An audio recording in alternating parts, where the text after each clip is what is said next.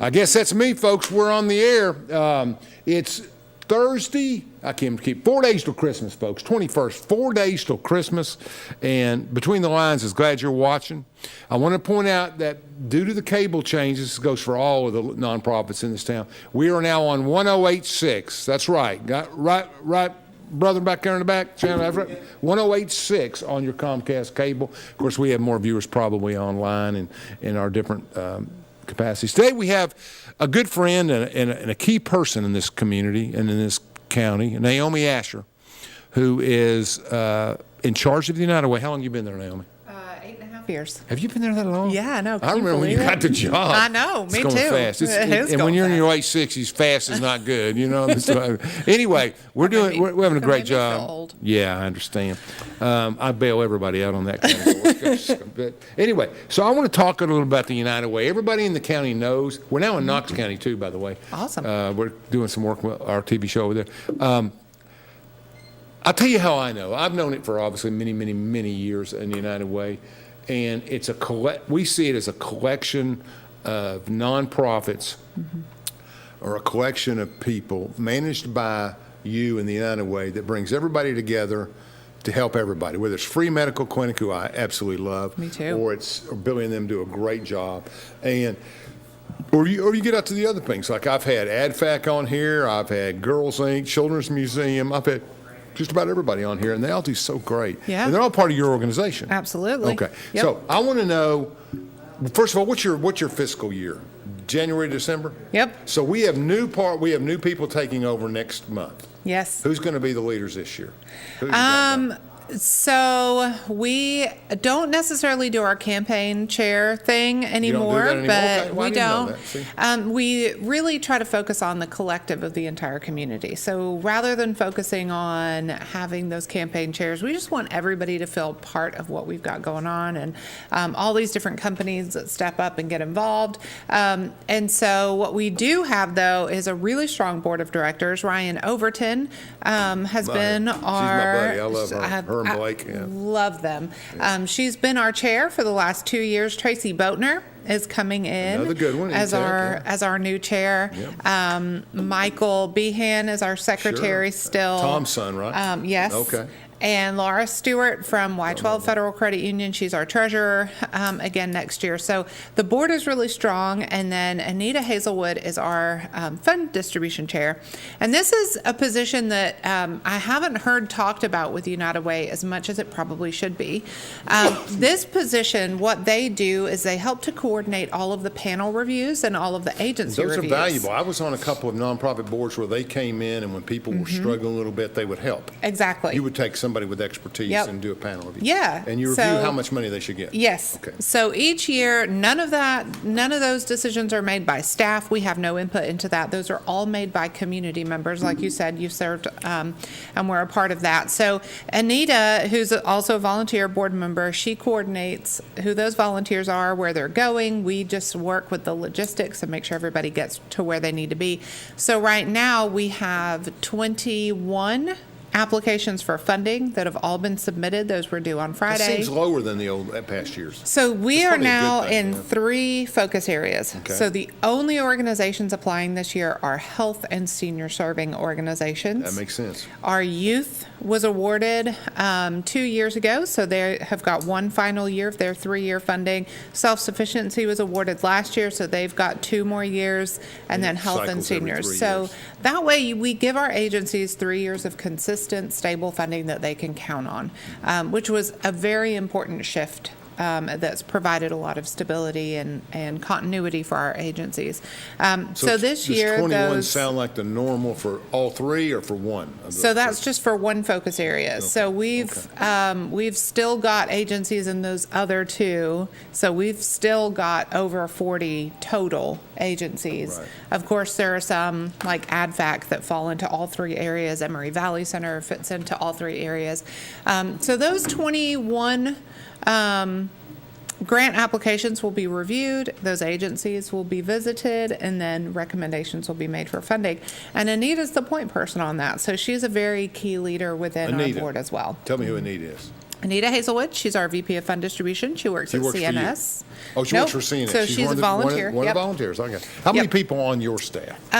Currently, I have 2 full-time, 1 part-time. Okay. We're looking to replace our resource development director, Right. so hopefully we'll do that in the new year.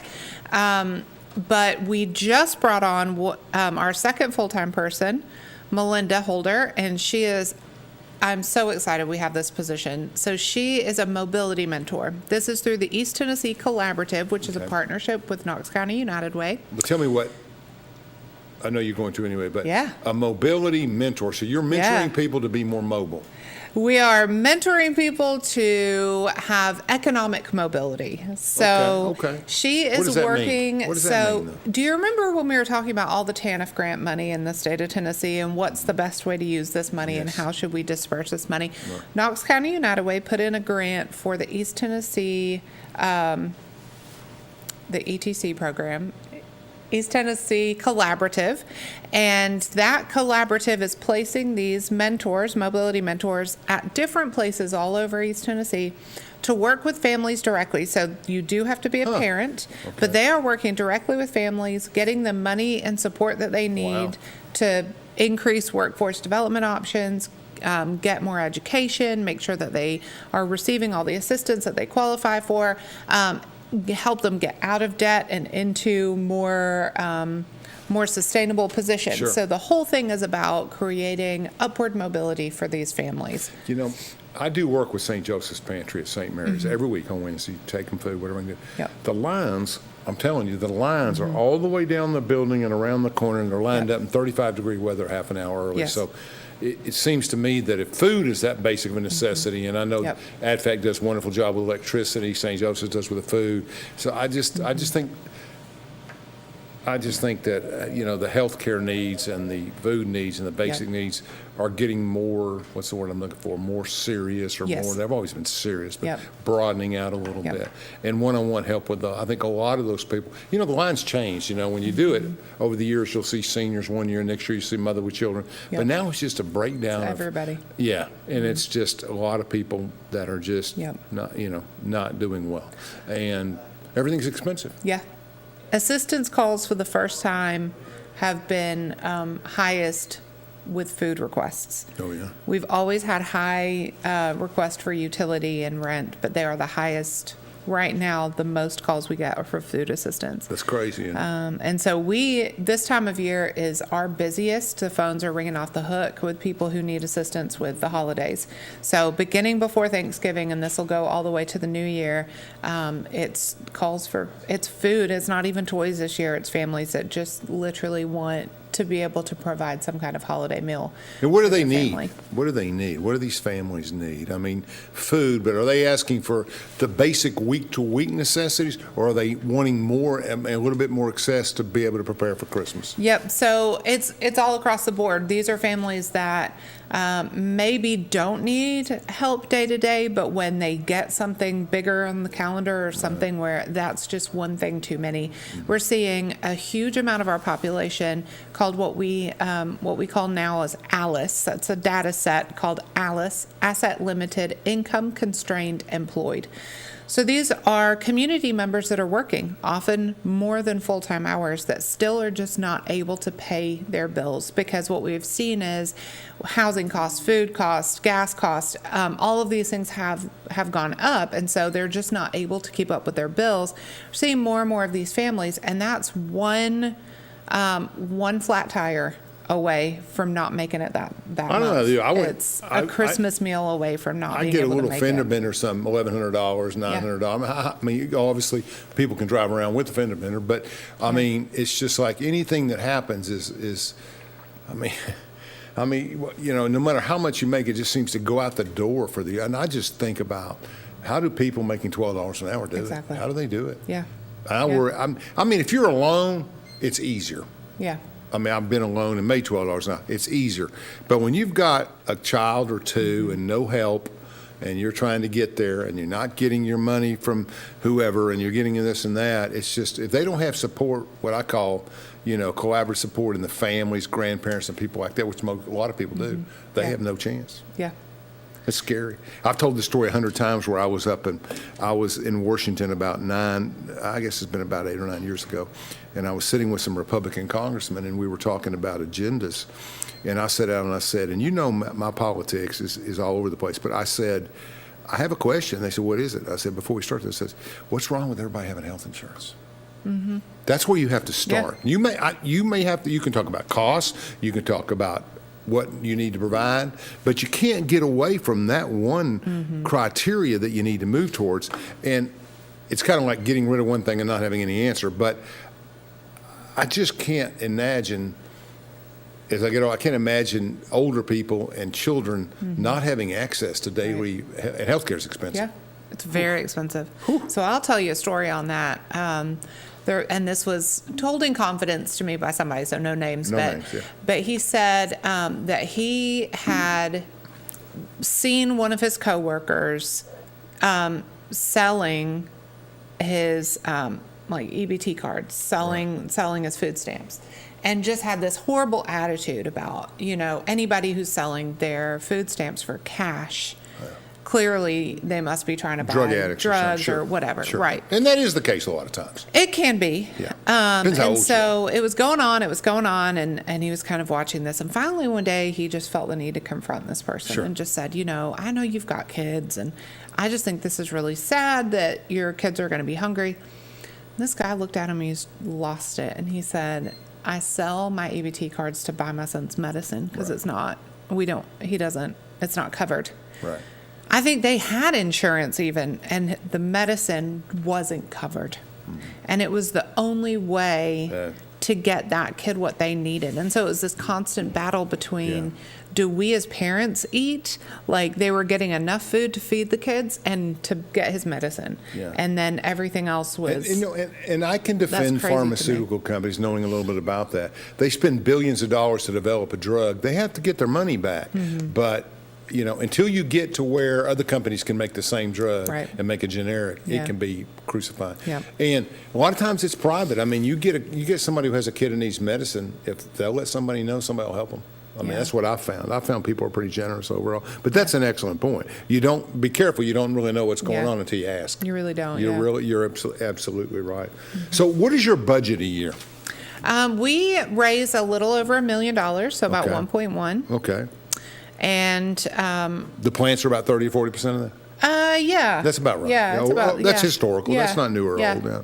Little less than half. It should be. They got all the employees. We need more people living in Anderson County. We got a problem. Because those dollars pretty much go to those zip codes. So we definitely want to make sure that we've got more people living here and tapping into some of those higher paying jobs. But a lot of our fundraising too comes from people who don't have a lot, which is one of my favorite things. We go around and it's the truth, and work with banks and different places like that, and you will see the generosity of the tellers. Our second highest campaign year after year after year is ORNL Federal Credit Union, and that's not huge bank. I don't want to say that it's not coming from the top, because of course it is, but to be able to raise over $100,000 every year, so much of that comes from tellers and some of those lower paying jobs. And so I appreciate the culture there and how great it is and what they do. I mean, they work really hard with their employees to make sure that they're taken care of. But that's just so meaningful to us that we get a lot from our school systems and school employees. We get a lot from some of those lower paying jobs and servers and those kinds of things. So a lot of ours really is that grassroots funded dollars. So I think you get more appreciation for the whole process if you participate in that Absolutely. too. I think that's where it's like in my social life. I go to the banks, I eat breakfast, I eat lunch, I work at the office a while, I eat dinner. So if you're not a server at Dean's or a teller at O&L or somewhere else, I may not even know you. Exactly. I mean, that's all that's left for me. I'm day to day paying bills and working and co-working. So. Yeah. Okay, Chandler, let's take a break and we'll come back in 2 minutes. Daniel Forrester has been trusted by Anderson County families for nearly 2 decades. Daniel has appeared in Anderson County Chancery, Circuit, Sessions, and Juvenile Court thousands of times over the past decade. A Rule 31 mediator, Daniel has been trusted to mediate hundreds of cases across Anderson County. A community leader, Daniel has worked closely with local officials to make Anderson County a better place. A conservative and dedicated husband and father, Daniel's faith has shaped his character and integrity. On March 5th, vote Daniel Forrester for Anderson County Chancellor. From Oak Ridge, Tennessee, IB3 Global Solutions conducts operations around the world to enhance the U.S. national security posture and minimize radiological and nuclear threats. IB3 Global Solutions. Mission first. Fan Gear Barn is Oak Ridge's source for new and vintage sports fan gear from around the world of sports. Find your favorite team gear at Fan Gear Barn, located at 977 Oak Ridge Turnpike, across from the hospital. Open 10 a.m. to 7 p.m., 6 days a week. Closed on Sundays. At Navarro, we partner with our clients to advance clean energy and deliver effective solutions for complex challenges in the nuclear and environmental fields.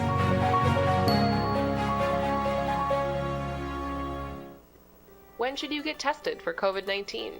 You have symptoms of COVID-19, such as runny nose, congestion, sore throat, fever, cough, shortness of breath, muscle pain, headache, chills, or loss of taste or smell. Current testing recommendations say everyone should get tested immediately if they have symptoms of COVID-19. If you have symptoms, be sure to follow recommendations about how long to stay home and away from others. For more information, visit our If You Are Sick or Test Positive webpage.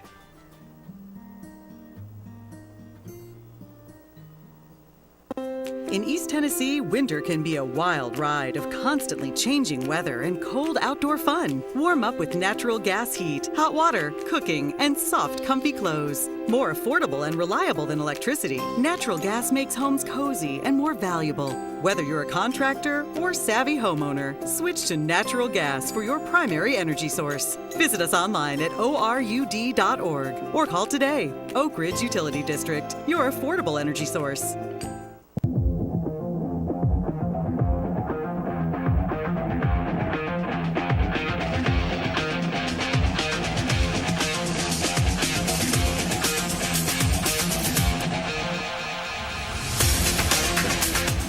Okay, we're sitting here talking a little politics. We get to spar over that every once in a while. But we have the same ideals. We just have different paths. Say that. I think so. I think we want people fed. We want government to work better. We both think I think everybody... We agree on a lot, actually. Yeah, we do. But everybody thinks that Washington's a wreck. It's not. Nobody's secret. No, we blame different people probably, but I blame them all. But at the same time, I respect them all. It's not an easy job what they do, and they've got a lot to do. All right, so we got fundraising. How many members? How do we call, what do you call them, members? My partner agencies? Yeah. Yeah, so we have got, we'll find out in April. Yeah, of course. How those numbers are adjusted, but we've got over 30 Okay. that we're funding right now under our grant cycles, doing absolutely incredible work, obviously from somebody as recognizable and as a large organization like Free Medical Clinic, Emory Valley Center, all the way to some of those small ones that people don't necessarily know about, like a Keystone or Contact Care Line, that are just doing such important work filling in the gaps here in the community. So we're really proud of all of our partner agencies. Well, I think that's right. 30, and pre-medical would probably be one of your bigger ones. Mm-hmm. And then you've got different areas. Name some of those people, some of those charities that need help, that need money. They all need money. The ARC is a really good one. I was on that board for years, and she's back. Mel's back. That's a different world when Mel's running the show. She's amazing. Yeah. Love her. They're working really hard. Hope of East Tennessee, they're doing great work. Good. I guess Jennifer Anderson's group's in there, aren't they? Emory Valley Center, of course. Yeah. Yep. So those big ones, obviously, Emory Valley Center, Free Medical Clinic, ADVAC, those big recognizable ones, they're always out, making sure that they're getting their year-end gifts as well. So it's hard to say who, because they all need it, and there's so many. Big Brothers Big Sisters is doing great work here. So we'll use Free Medical Clinic because they're easy, because there's not much they do you can't justify. Right. But if they write up and they say, okay, we're going to need $122,000 this year, yep. and you come back and you say, we're going to give you 88. Yep. Okay. How do you adjust from 88 from 122? What do you tell them? Now, part of it could be we don't have the money. Right. But when you cut somebody and you say, we think your money can be better spent. Now, I always thought, I can't remember his name now. He moved. He was the accountant guy. He was the financial planner guy down on the West End, right there where the restaurant used to be. Oh. He used to do screen Yeah. work for you. And he was Yeah. really smart, and he did. I think he moved to Florida, but Stacy Myers. Stacy Myers, yeah, he Yeah. did work, and he Love came him. in, and Yeah. Stacy came in, and he would look at financial planning and what you Yep. do, and Yep. and that would play a big role in how much money your organization. I think Yep. he did ARC one year, and some other things. So I think. How many people do that kind of work? Go into organizations and say, "Well, let me look at what you're doing and why you need this 22,000." Yeah, so- everybody gets screened, right? Yep, everybody does. And then, so annually we get program reports. So if you're in a 3-year grant, those are reviewed by our community impact panel. Okay. And then if there's any questions on those program reports, that panel does follow up. For everybody else, you go through the big intense process once every 3 years. Right. And so that's the application that was due last Friday, and then next is the panel review. So they'll have 7 reviewers that go and visit them. Okay. So Seems the like a panels lot. do. It is a lot of people. Yeah. I mean, if I want 43,000, I don't know if I want to deal with 7 reviewers. Well, you don't have to. You can decide you don't want to apply for funding. So there's a panel All chair. at one time? Do I get them all at one time? Yeah. Okay. That's So there's good. a panel chair, there's a financial reviewer, Right. and then there's 5 other people that we try to make sure have different skills and backgrounds. Okay, and they're all coming in at one time. All come in at one That's time. fair. That's fair. So this panel of 7 comes in. You have 30 minutes to give your presentation, do a tour, any of that stuff, and then 30 minutes that they get to ask you questions. Those panels do 3 to 4 agencies in a day. Then they make their decisions at the end of the day. So it's a 1-day commitment, really. You do have to review all the materials in advance, but it's a 1-day Yeah. out of work commitment. Be prepared. They just go around, knock it all out in one day. At the end of the day, I get those recommendations for funding. And you have then- different panels go on different days, so everybody Yep. gives up one day. Yep. Smart. And so this year we've got 4 panel review days. They will all meet with, they'll all give those recommendations to Anita and myself. At the end, Anita and I plug in all those numbers and see if we can make them work. If we can't, we go back to those panel chairs and we pull all the panel chairs together and we say, all right, where can we cut some more dollars based on the information that you got from your panel and how they felt about these? Where do you think we can cut some more dollars? Here's how much we've got to cut. And so instead of just saying everybody cut 10% out of the funding, we ask them, was there an agency that you felt like probably could do with a little less? And then they go through and they prioritize their funding. That's right. Then my job is to give the good and or bad news to our agencies, right? So Right. taking Billy, for example, from Free Clinic, when he would get his award, I'll say, hey, here's some feedback from your panel. Here are things that they absolutely love. Here are some areas that they would love to see you work on next year. And here's where they landed with final funding. Part of this is because we just didn't have the money to fully fund. Part of it is because there were these few things that we would like for you to look at. And then those areas that we'd like for them to look at, that comes with technical assistance and training. Sure. So that's why those panels have such a diverse background, is then they can come in and say, I'd love to come in and do some free marketing assistance or whatever it is. It's hard too, but I can't imagine the challenges that Billy faces without the staffing and everything. You could put Yeah. put pro models in there, but who's going to do it? He's got to pull somebody off this Yep. to do this, and Yep. he just does so much with a little bit he has. And his nursing Absolutely. staff, Katie and them, Yep. just the best. Yeah. They really do. I'll try to help everywhere I can. Yeah. Let's talk about a downside just for a second, Mm-hmm. and then I'm going to leave it alone. Okay. United Way's been through some controversies over the years, Mm-hmm. which they've had to deal with on funding certain agencies. And you're never going to please everybody. You fund the left, you're going to be argued right. You fund right, left, blah, blah, blah. It seems like some of that's evaporated in the last few years. I hope so. That's good. Well, some of those organizations don't exist in Anderson County anymore, so it's Yeah. because of laws and stuff. But it was a different stuff. I always. And I don't want to spend a lot of time on Planned Parenthood because we all know it's a lightning rod for everything.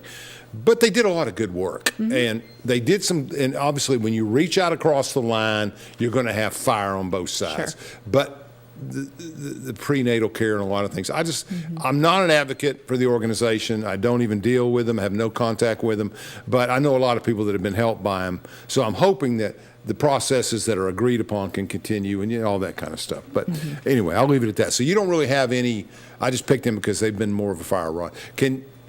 Do you have other organizations that you have to weigh like that there's local issues with or anything? Oh, Not in my opinion. I love them all. And they do great work. Let me ask work. a different question. Yeah. When you cut somebody off and say, we can't fund you anymore, Yep. it's usually for a bankruptcy or a mismanagement or a state audit finding. It's not necessarily because of the care that they provide or the controversies. Or Right. anything. It's almost always because of deeper reasons. So if for some reason somebody says in the community, well, United Way doesn't fund us anymore or reduced our funding, there's always a reason. Sure. And that's why I like to keep my hands out of it. I love that our processes are what they That's are. right. Because That's right. Your process gives you here's what I got. Right? Advocate for everybody, you and do a I good job with can that. show That's you good. all the documentation to support it. So those decisions are made by the people who donate the money, and they are very serious about how Good. they look at it and what they look at, and if we actually found fraud within an organization that's no longer in existence. It happens. And it had passed through a couple other checks and balances, but our panel found it, caught it, took it up the chain, and that's why they're not in existence anymore. And so I'm proud of that. I consider that a success story, what the panels honestly. are for. That's I think it's amazing that our volunteer panel found something that had been overlooked by people who were paid to find that kind of thing. So we take it very seriously. It's a really big deal. Those donated dollars, we know it's not an easy thing for a lot of our donors to make that sacrificial gift. So we are as serious and as careful as we possibly can be to make sure those dollars get exactly where they need to go. So you raise the money all during the year. Yep. You just kind of got to run on the budget and hope that the revenue stays where it's supposed to be. Yep. And you start funding programs. I guess you start writing checks in January, February, try to keep them. Like Billy's so consistent, you would have that on an even keel. Yep. Et cetera, et cetera. Yep.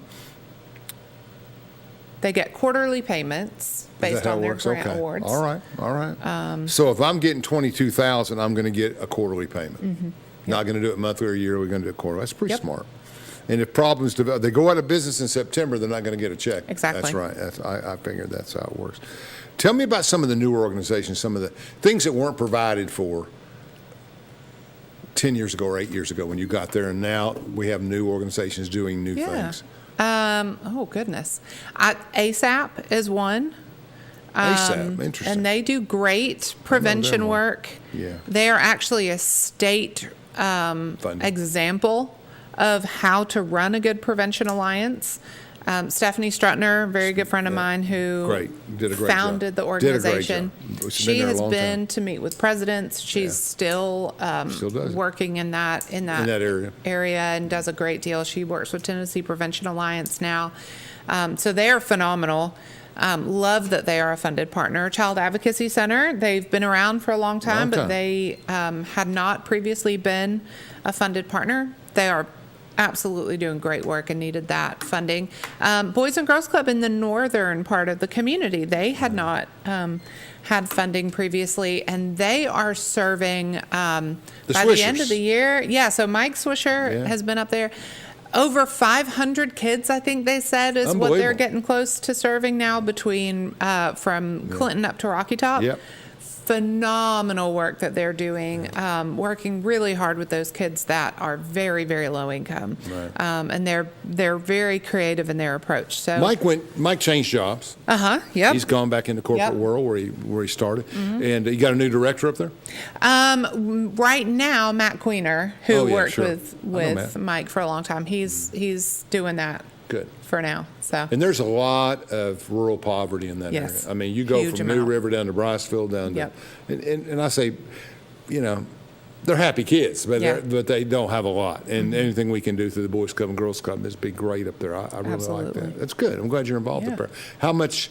We know what you do in Oak Ridge. We're here every day. I'm a big fan of Annie's. I'm a big fan of Bess at the museum. The question comes down to what outreaches do you have if you take Norwood and you wrap up to Lake City and Norris and come all the way over to Claxton? We skip Oak Ridge and Clinton. What do you have up there? So we partner with Torch Family Justice Center, AdFact to do remote up in Rocky Family Top. Justice Center, they're new. Yep. Yeah. So Melissa we're and them? co-located with them. Oh, is you moving there? Yeah, I we're didn't know. I'm in the behind. Broadway Oh, no. building. Okay. So absolutely love I being remember there. her telling me that actually. Yeah, it helps a lot because we get clients in often that need lots of services, and so we've got a ton of people in that space now where we Those can three make women sure do a people lot of get- work. Yes. They do a lot of Yeah. work. Yeah. I mean, and they've got the YWCA in there with them. There's lots of other people in there, and it's that's been really expanding, isn't great. it? Yeah, It's expanding. So, All right. yeah. And so let's take a break. One more, Chandler, at the halfway mark. So let's do that. Daniel Forrester has been trusted by Anderson County families for nearly 2 decades. Daniel has appeared in Anderson County Chancery, Circuit, Sessions, and Juvenile Court thousands of times over the past decade. A Rule 31 mediator, Daniel has been trusted to mediate hundreds of cases across Anderson County. A community leader, Daniel has worked closely with local officials to make Anderson County a better place. A conservative and dedicated husband and father, Daniel's faith has shaped his character and integrity. On March 5th, vote Daniel Forrester for Anderson County Chancellor. We should never lose sight of our health. To keep moving forward, let's not forget everything we've learned. Limit the salty food options. Make your own daily exercise routine. And always receive regular checkups. More than anything, we have learned how important these small steps can make a big difference. So we can all continue to move forward together.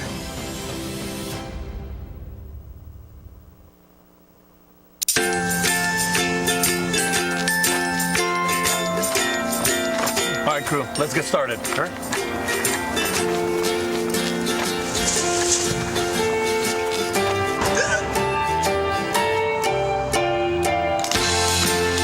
Don't ignore the law. You must call 811 at least 2 to 3 days before any digging project so you can avoid hitting our essential buried utilities. For digging projects big or small, make the call to 811. From Oak Ridge, Tennessee, IB3 Global Solutions conducts operations around the world to enhance the U.S. national security posture and minimize radiological and nuclear threats. IB3 Global Solutions. Mission first.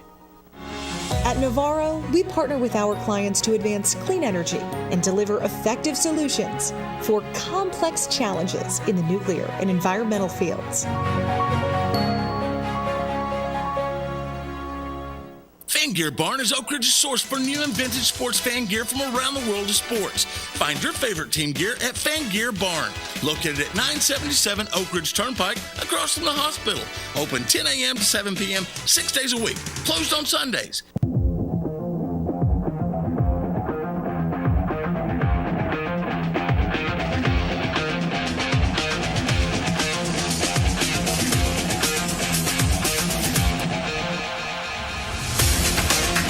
Okay, we're visiting with Naomi Asher on United Way and all the good work they're doing with 30 partnering agencies. And let's go back in the history of United Way for a second, because I really don't know the history. When did it start?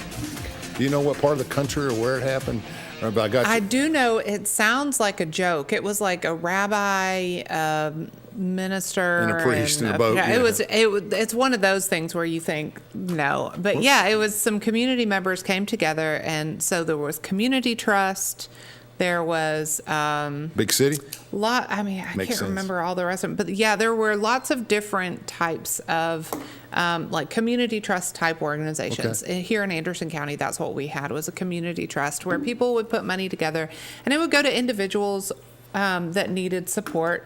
Eventually, then we started seeing more organizations come out of that. When did it start in Anderson County? Do you know that? That was in the 50s. Okay. We officially became a United Way, I think, in the 70s, because there was United Fund and Community Trust, and then they merged on a national level and all of that kind of stuff. But yeah, in the 70s, we became United Way. of Anderson County. We've picked up Campbell, Morgan, and Scott counties since then, trying to work in those communities as well. So we've been here for a long time. We were actually AdVac's first funder. Okay. That's a good one to start with. Outside of, just the church that was running that. So we've helped cultivate a lot of different organizations. Torch has been a long time funded. Like, we funded them at the very beginning as well. So there's a lot of those organizations. I'm going to talk about that church for a second. I give First United Presbyterian a lot of credit because when it comes to the social missions, obviously St. Mary's has had a presence, and so has St. Stephen's and some others. But First United Presbyterian has been kind of a center in the center of town there. First United Methodist. No. First United Presbyterian is where the AdVac is. That's just First Presbyterian. I thought it was United Presbyterian. Well, the jerseys, the basketball jerseys, you say FUP. So that's what I was going by that. Let's call it First Presbyterian, whatever. Yeah. The church on the corner of Lafayette and the Turnpike. Across from the Pumpkin with Church. The modern pop from the Pumpkin Church. The people, that's right. That's First Baptist. Okay. So across. But they have always done a lot of social outreach stuff since the 70s. They've been very involved, had offices, helped people. So I give them a lot of credit for their partnering with AdVac. Absolutely. Because I have gone back there 15, 20 years ago in the back office to deal with some kind of grant or something. And they're still there. Yeah, First Pres is awesome. They do a ton in the community. They have they really do. a community meal, and they're very supportive of a lot of organizations. And First United, too, because that's where Torch and Free Medical. First United Methodist, and well, the politicians go to church. That's what Keystone. we used to joke about. That's we where I used to go. joke about that. I know you did. That's my but church. We used to joke about it all the time. Yeah, it is. It's where in the politicians judicial world, go. I think everybody went there, and there was a few others, and we used to joke about that. Was the when I was a kid and you looked at presidents, they were all Methodists or Episcopalians or whatever, and we used to joke that everybody. I'd see a candidate, and I'd say that guy goes First Methodist. I don't even need to look it up. I don't even know. For sure. This has always been a thing. I mean, that's a compliment to First Methodist. I played basketball there as a kid. I love that church. That's a great church. I love it Only too. them and St. Mary's had gyms. Nobody else had gyms. That's true. Now Clinton's got one. First Baptist and Clinton, a lot of people, but they're not cheap to build.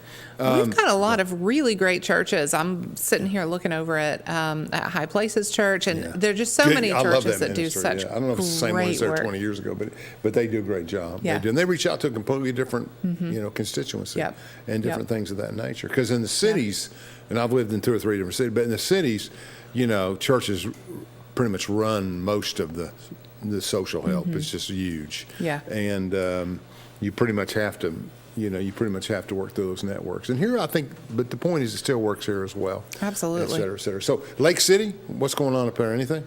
We're working on it. Boys Family and Girls Justice Club Center does a little again. better, So Family Justice Center in partnership with Torch and some others. And Tell me then, about Torch. I don't know about it. Yeah.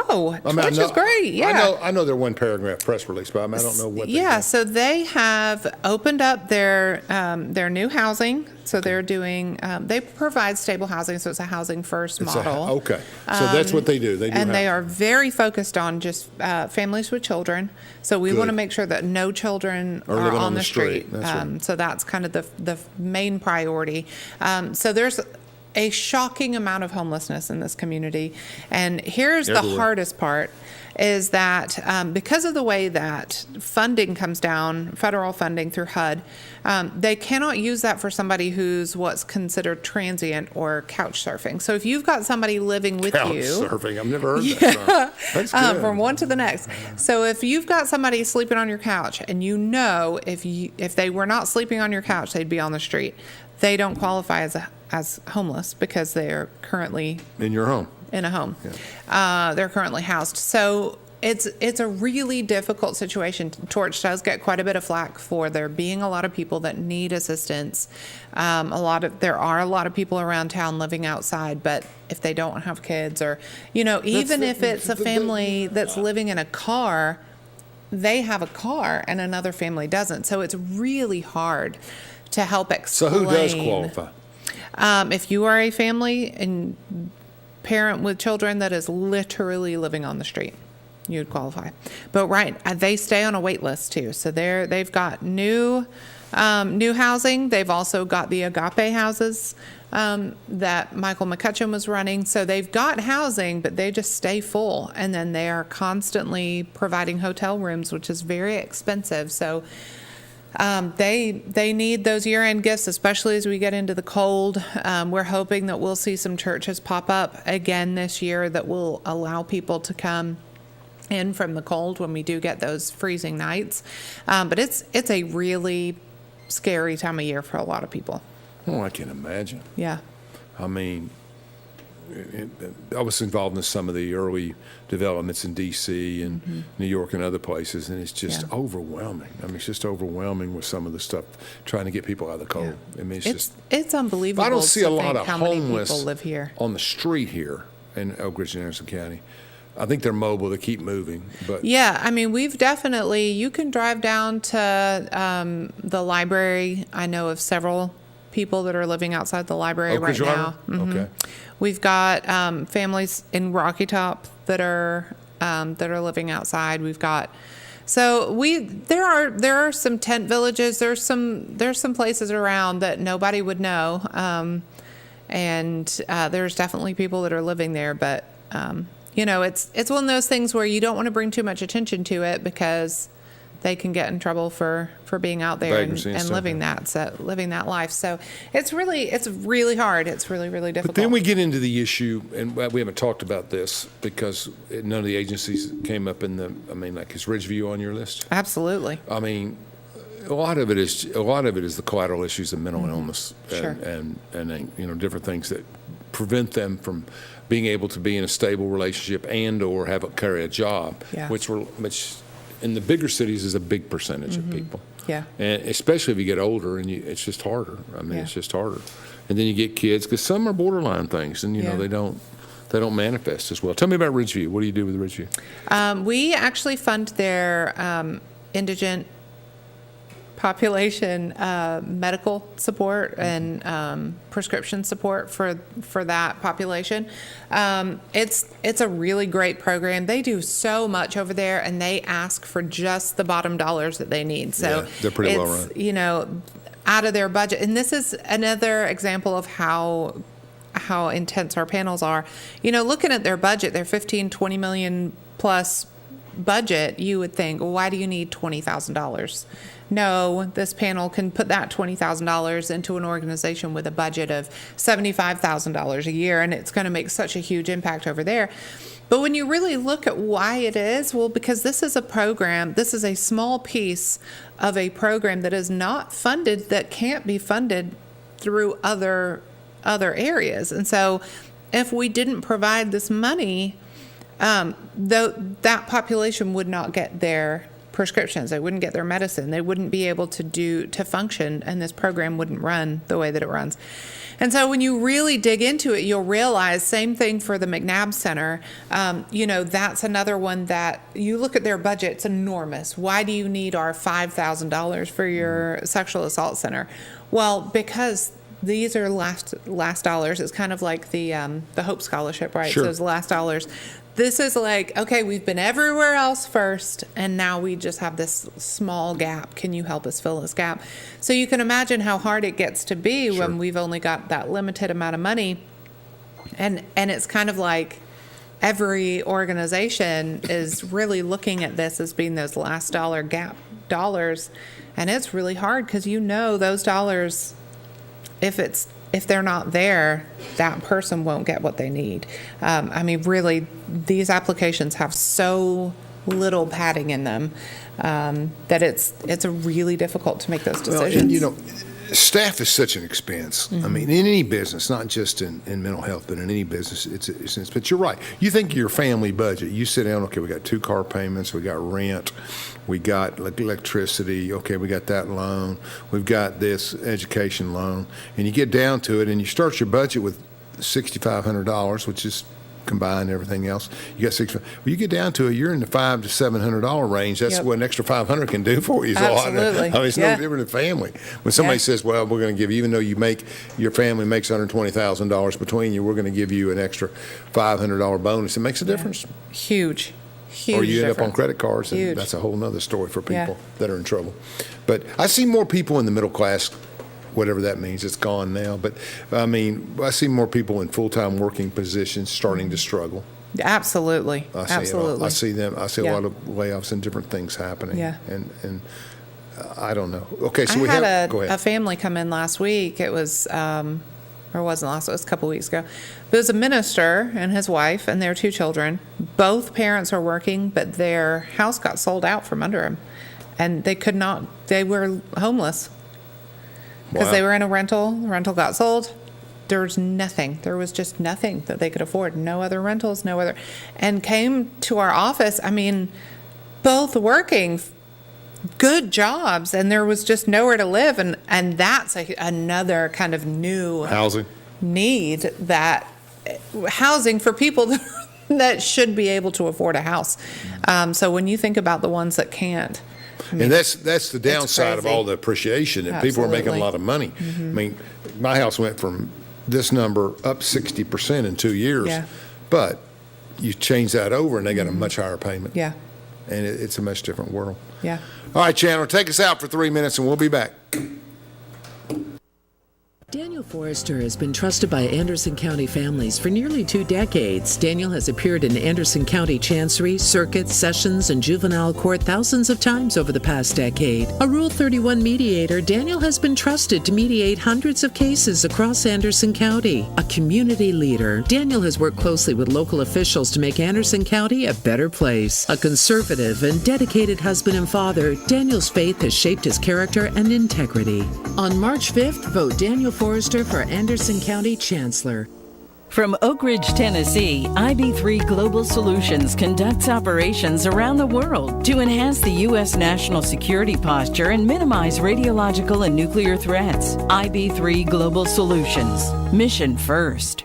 Fan Gear Barn is Oak Ridge's source for new and vintage sports fan gear from around the world of sports. Find your favorite team gear at Fan Gear Barn, located at 977 Oak Ridge Turnpike, across from the hospital. Open 10 a.m. to 7 p.m., 6 days a week. Closed on Sundays.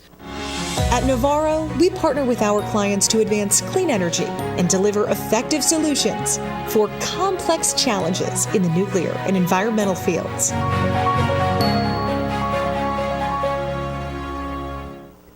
When should you get tested for COVID-19?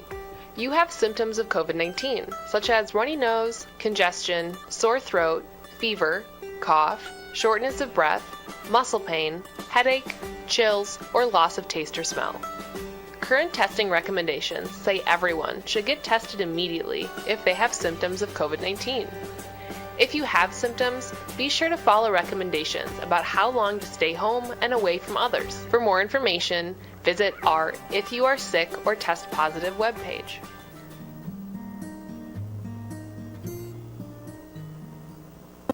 In East Tennessee, winter can be a wild ride of constantly changing weather and cold outdoor fun. Warm up with natural gas heat, hot water, cooking, and soft, comfy clothes. More affordable and reliable than electricity, natural gas makes homes cozy and more valuable. Whether you're a contractor or savvy homeowner, switch to natural gas for your primary energy source. Visit us online at orud.org or call today. Oak Ridge Utility District, your affordable energy source.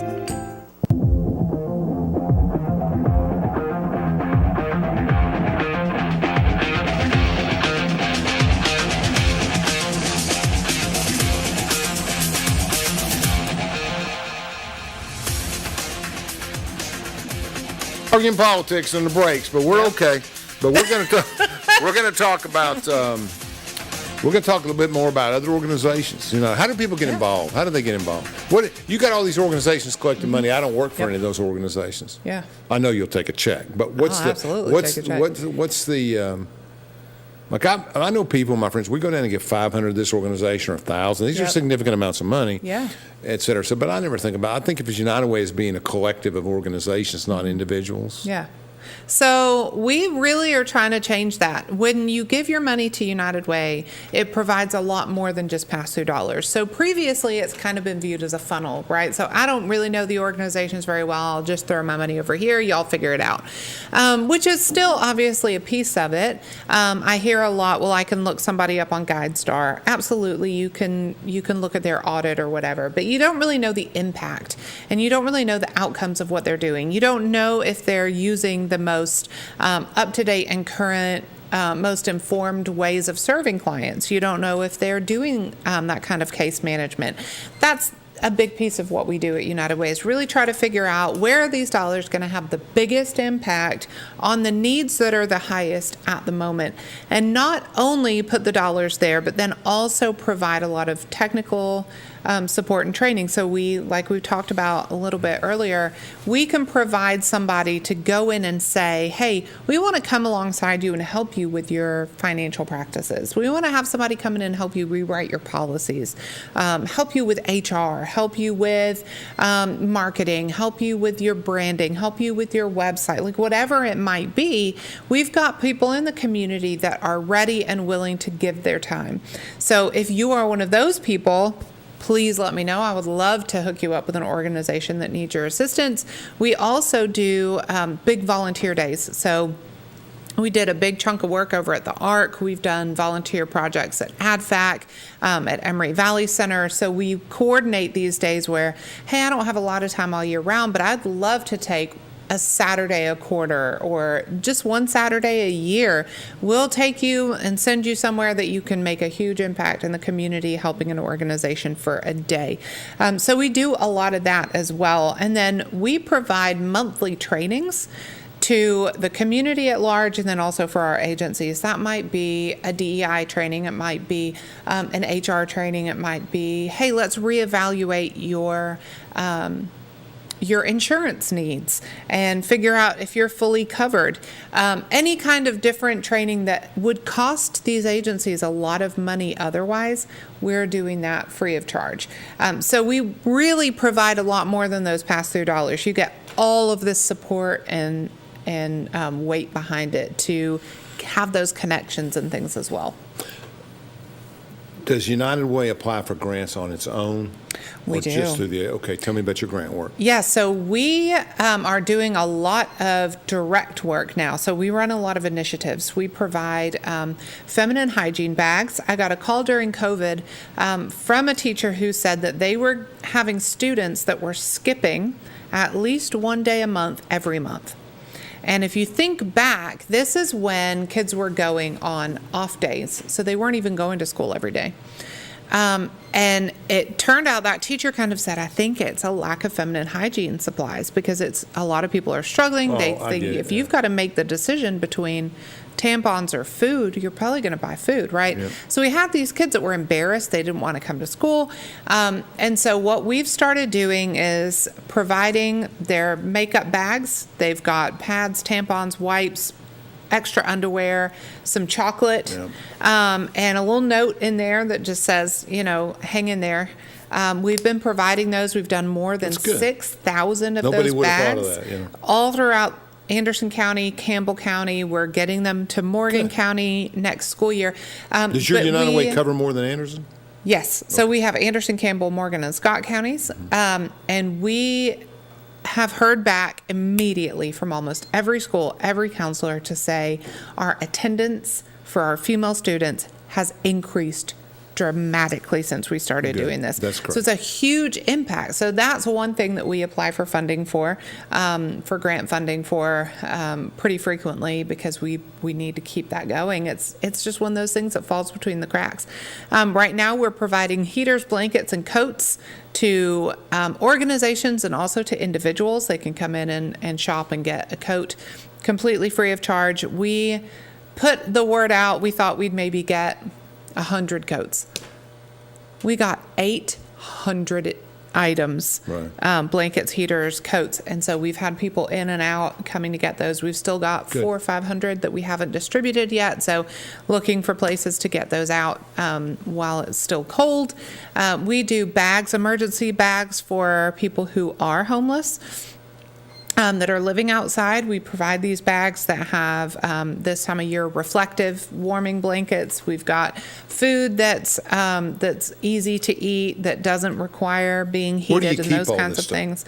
Keep it all at our office at our beautiful Broadway building. Right down Michigan, Kentucky Avenue. Yep. We are so thrilled. Right across from I cannot say enough about how thankful we are to the credit union for allowing us to move into that space. In February, we start VITA. We are already getting the phone calls. VITA. Volunteer Income Tax Assistance. Okay, to help people with their tax return. Yep, we will do free taxes for anybody. You got somebody come doing from that, anywhere. not you, Oh, right? this is not Okay. me. I'm No, you just don't want checking. me doing your I was taxes. just checking. We've got incredible volunteers. We're always looking for more. So if you can file your own taxes with like TurboTax Online, you can do this work. And then there are incredible people there that can help with the tricky ones, but we need more people to come and do that. So if you're interested in helping the community with taxes, we would love it. Come on and let us know. We brought over $1 million back into our community in tax returns last year, so we're really excited about that. The real value I've always thought of United Way is the fact it just gets people working together. Yep. More than the money, more than Absolutely. anything. It makes you feel Yep. like you're part of a team, et cetera, Yep. et cetera. Okay, let's talk about your upbringing. We got 5 minutes left. Okay. You were raised in England. To what Yes. age? To 9. Okay, where were you in England? Just outside of Oxford. Okay, well, that's England. pretty academic. Did you follow soccer or football when you were there, when No. you were a little kid? No, Okay. I've never liked sports. Really? Yeah. That's probably a healthy thing. I've been absorbed with them forever. And I now love football now, but Yeah, but that's yeah. America. So that's Southern United States. You're going It to is. do that, right? So you came here at 9. Where'd you come to? Here in Oak Ridge. So you've been at Oak Ridge. Somebody was arguing with me the other day that you went to Oak Ridge High School. Yeah. I said, I don't remember her going. Graduated in 2001. Wow. Yeah, the person arguing with me is now in the building. So, yeah, I didn't know that. Yeah. I thought you'd come later, like in your 20s or something, Nope. but you've been here since you were 9. Yeah. 2001. Graduated with Patrick Behan, Wow. I know all that class. with, pretty much. I don't They all- know, half of them Elizabeth work for me. Vickery. Yeah, half of them work for me. You know, yeah. a lot of That's a people good still in company. town. A lot of Clinton Yeah. kids work for me, but some Oak Ridge did, like that's Clinton High School, Anderson County, Oak Ridge. I'll think of the name in a minute. I had a couple of really smart young women that worked as administrative assistant jobs. They're off. They got law degrees and medical degrees, and Yep. they were just great. Yep. In that 01, 02 range. But that's great. So did you go to school after high school? I did. I went to Johnson University straight from school, and I got a double major in music Okay, good. and theology. Okay. Yeah, I got one Thought of I was those. That going to won't work in phase the you. That church, won't but phase I you. decided not Yeah, to. That's okay. You're allowed. Took a few years to figure out exactly what I was going to do, but when I moved back to Oak Ridge right after college, moved back here. I worked at the Rush Fitness Center. I was a personal trainer there. That's when I figured out I really liked working one-on-one with people, helping them hit their goals and that kind of thing. So went through a bunch of different jobs. Eventually got placed as a temp at CASA, Court-Appointed Special remember Advocates. Worked there for 2 years and then became the executive director there. Went back to school, got my master's, and then got to United Way 8 years ago. I'm currently pursuing my PhD. Okay. Let's talk about citizenship. Was Yeah. it hard? Very hard. Okay. I would love for everybody to take the citizenship test. Yeah. I would like to also tell you, But I put it got off- a 10 you out of put it 10. off- You put it off for a while. I remember you I saying, did. I did. I was I'm going to scared. get it done. I'm going to get it done. I'm going to Yeah. get it done. I was scared. And even though you came here at 9 years old because you weren't born here, you had to go through Yes. all of that. Is that Yep. correct? Absolutely. I don't know. All of us Yep. that grow up here, we don't appreciate that as I much. had a as- green card, and it's a big process to renew your green card. So I'd renewed my And green I work card with a couple Congressman times. Fleischman on this type of stuff Yeah. all the time, but it's Yeah. just I haven't, people here in the town that I've known, I haven't really seen as much of it. We have more problems with like people that come over here and they're key doctors' children, or like the Yeah. family that had 10 children up here in I can't remember the county, but you see some of that. Well, it was worthwhile getting it. Absolutely. I'm very Consider proud to yourself be an American citizen. But you still got some Yeah. pride in Great Britain, I would hope. I do, yeah. I mean, I do. the British have- I had to renounce the Queen, and that was emotional Did you for really? me. Yeah, they make you renounce all previous kings and queens and renounce citizenship to other nations. It was more emotional than I anticipated. Wow, it. I didn't know that. Yeah, to be. But Bob Corker was the speaker Yeah, I at remember my Bob, sure. at my citizenship naturalization. I'm so proud of it. What year did that Loved happen? it. 21? 2020, 2020, isn't that something? right before COVID. We got 60 seconds. What do you want to tell people here 4 days before Christmas? What do you want to say? How can they be involved? Oh, gosh. Go to our website, uwayac.org. Follow us on social media, Facebook, Instagram. We will So let if you know how to Google get United involved. Way of Anderson County, because nobody will get that. If you Google United Way of Anderson County, that website will come Make up. sure you say Tennessee, because there's one in South Carolina as well. United Way, Anderson County, That's Tennessee. true. That's true, because when I pull election stuff, I have to make sure, Yep. too. That's right. So Tennessee, check it out. Follow us on social media. We will get you involved. important. There's a lot of people, highest numbers we've seen of people hurting. So get involved, help us so we can help those who need it the most. We appreciate all you do. Thank you. What are you doing for Christmas? I'm here. You staying home? Staying home, Okay. serving the community. That's it. Got a lot to do on Christmas when you're in your Lots business. to That's do. it. A lot. Thank you, guys. We're out of here. We appreciate you. Merry Christmas. Merry Christmas.